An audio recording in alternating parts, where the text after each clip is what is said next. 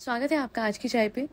मैंने एक रील देखी इंस्टाग्राम पे और मैं हैरान हो गई क्योंकि उससे बहुत सच पता लगता है व्लॉगर्स का। एक व्लॉगर थी जो माय हैप्पीनेस दिखाती थी। आप समझ गए होंगे मैं किसकी बात कर रही हूँ। और आज वही व्लॉगर अपनी हिपोक्रेसी अपने मुंह से ही खुद बता रही है अपने रील्स के थ्रू, क्योंकि वो बन चुकी है लाइफ कोच। और अब वो अपने पति का सच सामने रख रही है और वो अपने आप को नादान दिखा रही है और वो ये जता रही है कि भैया वो नाइव थी जब उन्होंने शादी की थी। इनकी लेटेस्ट रील पे जो इनके शब्द है वो ये है कि अरेंज मैरिज ऐसी ही होती है। 22 साल में क्या ही उम्र होती है, क्या ही पता होता है, समझदार कहाँ होती है लड़की। बस एक अच्छी बेटी बन के इन्होंने शादी कर ली। ओ हो। अब मैं थोड़ा सा आपको इनका सच बता देती हूँ जो इन्होंने दिखाया था अपने व्लॉग पे। उसके अलावा क्या सच है क्या नहीं मुझे नहीं पता, बट एक एक बात एक एक डिटेल मुझे विविडली याद है इनके व्लॉग्स की। और इसी वजह से काफ़ी हद तक मैं सोचती थी कि कितनी लकी हैं कि इनको, जी हाँ, इनके हस्बैंड का नाम भी लकी ही था। इनके एक्स हस्बैंड जिन्होंने इनकी life literally nothing short of a dream बना रखी थी। जो ये सब दिखाती थी उस हिसाब से तो सब कुछ बहुत बढ़िया लगता था। आज लाइफ कोच बन के अपने पति को डाइवोर्स देके ये उनके खिलाफ और इन लॉज के खिलाफ बहुत बातें करती हैं। हो सकता है जी, हाँ हो सकता है कि पर्दे के पीछे, कैमरे के पीछे कुछ और ही चल रहा हो, बट इन्होंने एक स्टोरी रखी थी और उसमें सारी डिटेल्स सामने रखी थी कि कैसे इन्होंने एक फेशियल ट्रीटमेंट कराई थी शादी से बिल्कुल पहले। और वो फेशियल, और ऐसी बात नहीं है कि इन्होंने जाना नहीं था। सबसे पहले तो मैं आपको बता दूं कि जब इनकी शादी फिक्स हुई थी, it wasn't like a blind arrange marriage. बहुत अच्छे से इन्होंने अपने पति को जाना था, उनकी नेचर को जाना था और ये समझती थी कि बहुत ही अच्छे हैं वो और बहुत अच्छे से ट्रीट भी करते थे वो। ऐसी कोई लड़की just for the sake of it झूठ नहीं बोल सकती है, या मतलब ऐसी कोई मजबूरी नहीं थी इनकी। इन्होंने जब जैसे चाहा, जो जैसे चाहा वो कराए, चाहे वो बाहर जाके फ्रांस में पढ़ना हो और फ्रेंच का एक वर्ड भी ना आना हो, क्योंकि उन्होंने अपनी मम्मी के पैसे लिटरली बेकार ही किए थे। इनका जो मन था ये वो करके आई। इन्होंने ये भी ध्यान नहीं दिया कि इनकी मदर है, सिंगल मदर है, इनको ध्यान से पैसे खर्चने चाहिए थे, बट चलो इनकी मम्मा ने इन पे बहुत पैसे लुटाए हैं। और इसके बावजूद भी ये आई है। इनकी जब शादी फिक्स हुई शी वॉज वेरी हैप्पी। इन्होंने एक फेशियल ट्रीटमेंट कराई थी शादी फिक्स होने के बाद, और आपको पता है इनका फेस पूरा का पूरा ऐसे खराब सा हो गया था। और इन्होंने आपको पता है क्या डिटेल्स बताई थी अपने हस्बैंड के बारे में, कि आई गेस रोका या एंगेजमेंट सेरेमनी में बैठी थी, वो पूरा जो खराब फेस था वो दिख रहा था, मेकअप से भी छुप नहीं पा रहा था, क्योंकि इन्होंने कोई सैलिसिलिक एसिड या कुछ ऐसा लगा लिया था, पीलिंग सोल्यूशन, जिससे इनका पूरा फेस बहुत ज़्यादा ऐसे बिगड़ सा गया था। और ये वरिड थी कि कहीं इनके हस्बैंड शादी से मना ना कर दें। एंड जब ये सेरेमनी में गई तो किसी ने बोला कि फिर क्या करना है, इनके हस्बैंड से पूछा क्या करना है, तो उन्होंने बोला क्या करना है, जल्दी से जल्दी ब्याह करना है, मतलब जो डेट थी उससे भी पहले शादी करनी है मुझे। वो कमिटमेंट इनके हस्बैंड ने इनको दी थी कि मुझे फ़र्क नहीं पड़ता शक्ल और सूरत से। और तब इनके हस्बैंड के लिए भी अरेंज मैरिज थी, बट वो एक इन लोगों की इक्वेशन जो थी वो इतनी स्ट्रांग बन चुकी थी कि वो लव मैरिज से कम नहीं थी, as per what was visible on her vlogs. मुझे नहीं पता कि क्या और कुछ हो रहा था बिहाइंड द कैमरा, बट मैं आपको और बातें बताती हूँ। इन्होंने लगातार अब्रॉड ट्रिप्स करी अपने हस्बैंड के साथ, खूब वेकेशंस करी, खूब मज़े करे, भर भर के शॉपिंग करती थी। और एक टाइम था जब she wasn't earning that much from her vlogs, तो of course she was spending the money of her husband and she has all the right to, इसमें कोई वो नहीं है, but she was living her best life.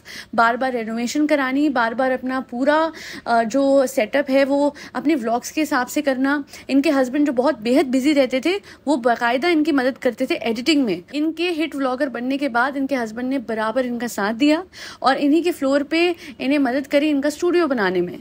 And उसके बाद इनकी demands बढ़ती गई, वो दिखता था, it was all visible in her vlogs. So much so कि इनको दिक्कत होने लग गई थी अपने इन लॉज से। हो सकता है उनके साथ टिप्स हो, मैं नहीं कहती हूँ कि इनके इन लॉज बेस्ट थे, बट हाँ वो डेफिनेटली प्राइवेट पर्सन थे, they didn't wanted to be covered on vlogs, और ये इनको व्लॉग्स में ज़्यादा अपने इन लॉज को लेती नहीं थी।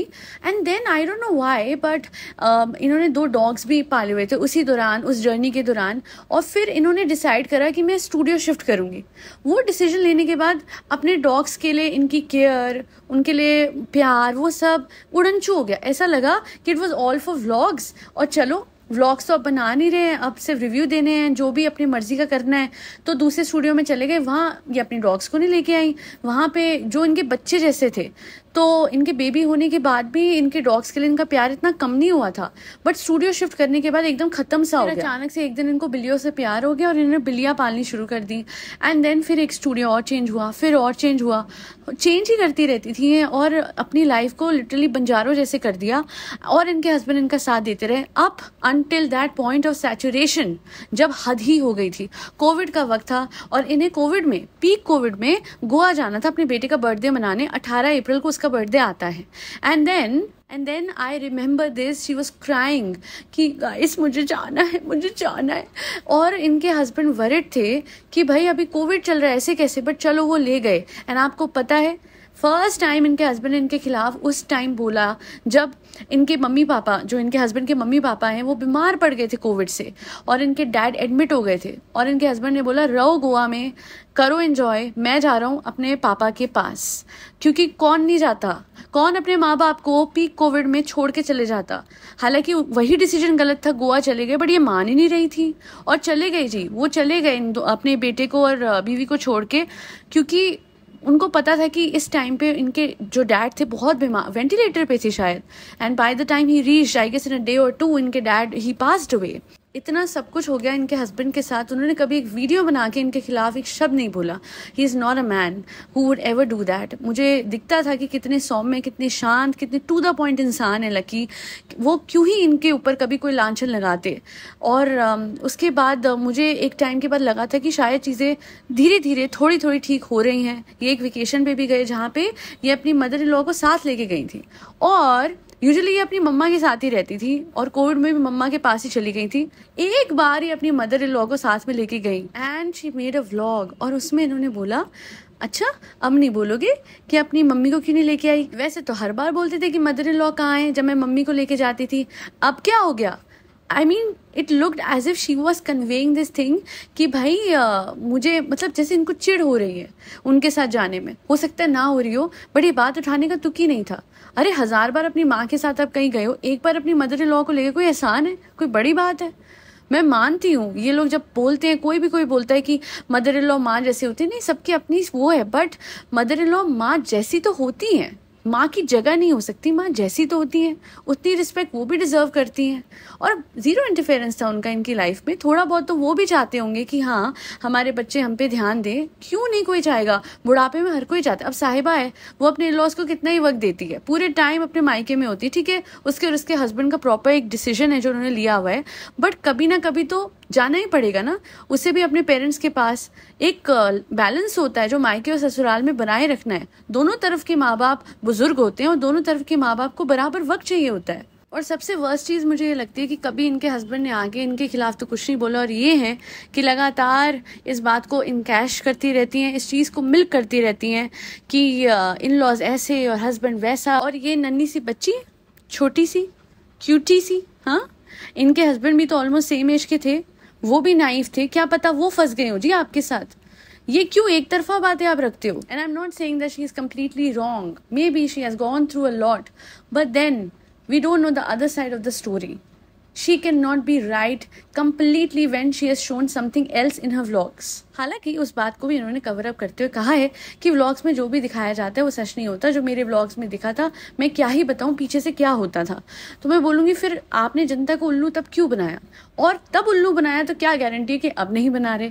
तो व्लॉगर्स को तो कभी मत ट्रस्ट कीजिएगा। एवरीथिंग जो भी आप देखते हैं व्लॉग्स पे, take it with a pinch of salt.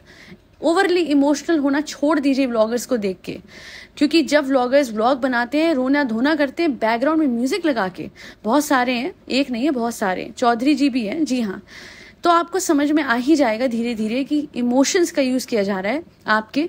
क्योंकि किसी का डिवोर्स नाटक भी होता है और उसमें भी बैकग्राउंड म्यूजिक डिंग डिंग डिंग डिंग डिंग डिंग डिंग डिंग ये सब चल रहा है। क्या मतलब लाइफ को सीरियसली लेना बंद ही कर दिया है लोगों ने। And then people had a guarantee, they have given guarantee कि इनकी डिवोर्स नहीं होगा, हुआ ही नहीं।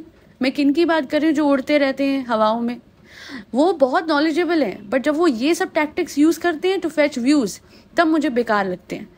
तो जो सही करते हैं उस चीज़ की मैंने तारीफ भी करी है, और जहाँ सही नहीं लगते हैं उस चीज़ को क्रिटिसाइज भी करा है। Thank you so much for listening to my podcast and always giving your valuable feedback on all my videos. आज के लिए इतना ही, थैंक यू। आप फरी बच्चों को खाना खिलाते हो और आगे भी खिलाते रहिएगा, जिसमें कैट्स, डॉग्स, गौ माता और बर्ड्स सब आते हैं।